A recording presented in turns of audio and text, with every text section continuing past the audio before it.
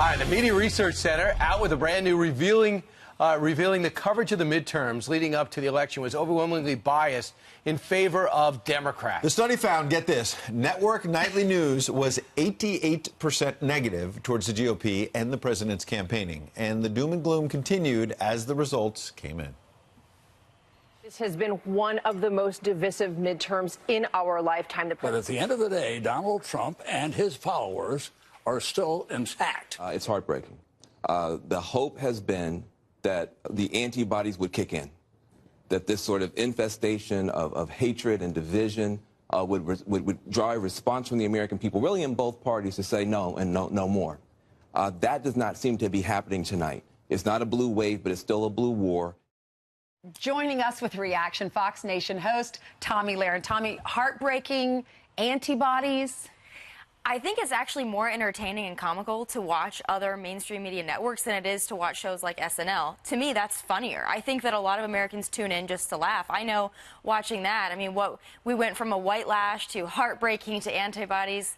They make fools of themselves. Yeah, I mean, take a look at these numbers. NBC Nightly News, in terms of covering the economy, which is through the roof by almost all accounts, they put 45 seconds into it. CBS, 57 seconds into it. A minute 37 for ABC. Does this reaffirm why the president switched notes from the economy to immigration?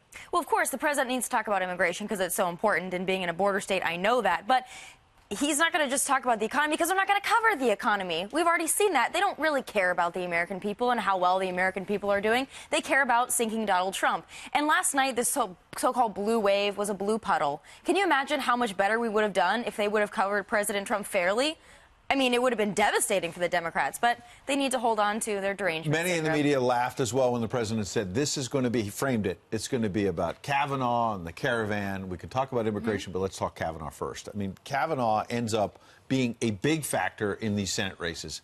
Every Democrat who voted no on Kavanaugh in these battlegrounds, like a McCaskill, like a Heitkamp, they go down. And Manchin, the only Democrat who votes yes, just barely wins with the yes vote. If he voted no, he might have lost.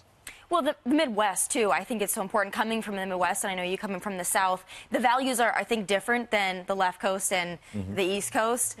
We value truth, honesty, and justice, and what happened to Justice Kavanaugh was so wrong. And the American people, no matter which side of the aisle, if they're in the middle, they saw that as such an injustice, and they know that that could happen to them, that could happen to their family members, that could happen to every qualified candidate that comes up for a position like that. And they said enough, and enough with the games. There's no evidence here. Now we're finding out even more. It was a joke to some of these accusers. So it was disgusting, and the American people spoke. Tomi, thank you so much for being here. Thank Congratulations on Fox Nation. It's coming up. On the 27th. And I've been told that Brian doesn't have a picture on the wall. Yes. So we need Brian to get a picture on the wall. Yeah, this is unbelievable. No, Brian has probably done more for Fox Nation, more shoots. No, nobody does more than Tom. Well, other than the host, but he's gone out and about in the community telling the stories, and his picture's not on the wall.